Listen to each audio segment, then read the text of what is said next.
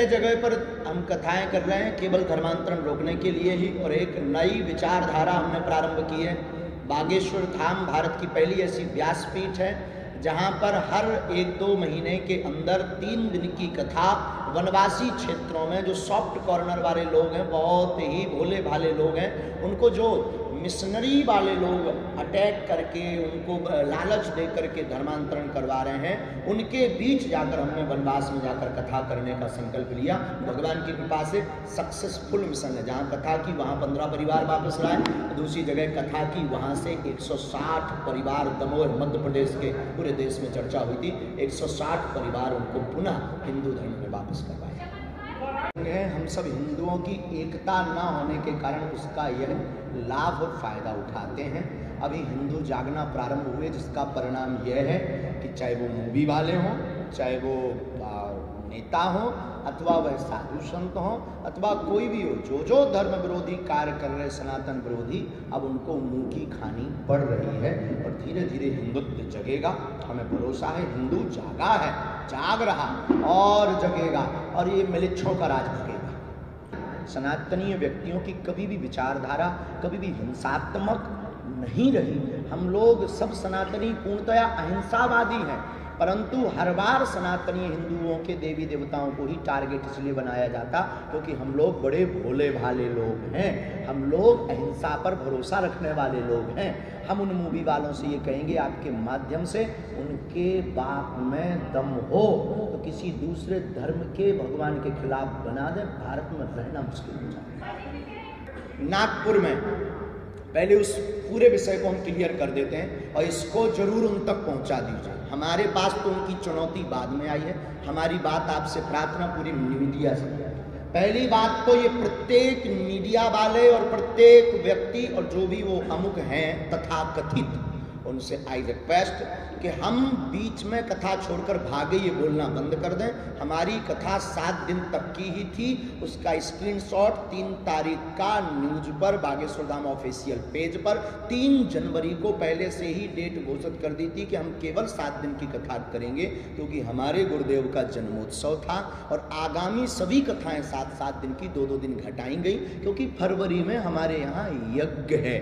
दूसरी बात, हमने 2 दिन का दिव्य दरबार लगाया, तब वो क्यों नहीं आए। तीसरी बात, हमने 7 दिन की कथा की, एक भी व्यक्ति को चुनौती की बात लेकर या लेटर लेकर क्यों नहीं भेजा। इसका मतलब वह भगोड़ा और वह छोटी मानसिकता के लोग हैं। आने के बाद तो कोई भी भौंक सकता। अब यहाँ पर पहले 9 दिन की कथा थी, 25 तारीख तक, यहाँ भी बता देते हैं 23 तारीख तक है। अब हम 23 को चले जाएं, फिर आप 24 को कहो कि हमने चुनौती दी इसीलिए पंडाल छोड़कर बागेश्वर सरकार भाग गए ठटरी के बरे। पहली बात क्लियर।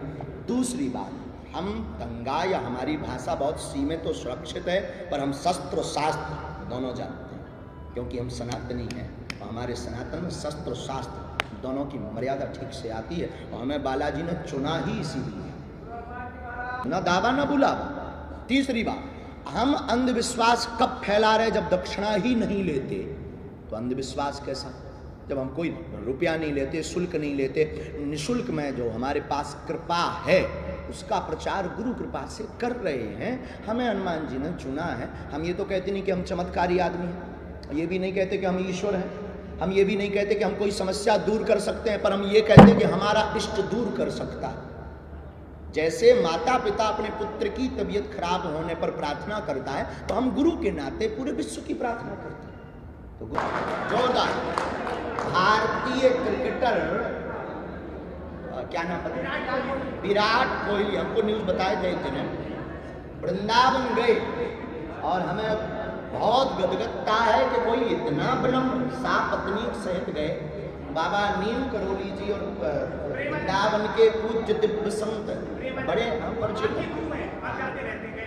हम अभी गए तो नहीं हैं, हमारे गुरु जगत गुरु जी हैं, लेकिन हम उनको मानते बहुत हैं। पूज्य श्री प्रेमानंद महाराज जी के चरणों में गए, जो ब्रज की विभूति है और उनकी सौम्यता देखकर गदगद है। उसके बाद उन्होंने 2 शतक लगाए। यही साधु कृपा का परिणाम है कि अगर साधु के पास जाओगे तो जिंदगी में शतक ही शतक लगेगा भैया। विश्वास और अंधविश्वास में एक बारीकी फर्क है। बिना देखे किसी पर विश्वास करना अंधविश्वास है, और जांच परख करके वैदिक परंपरा अनुसार अपने इष्ट पर भरोसा करना विश्वास है। ठीक है। तो अगर कोई आपको कहे कि हम ईश्वर हैं इंसान, तो ये अंधविश्वास है आपका मानना। लेकिन अगर कोई आपकी बाहें पकड़कर ईश्वर से जोड़ रहा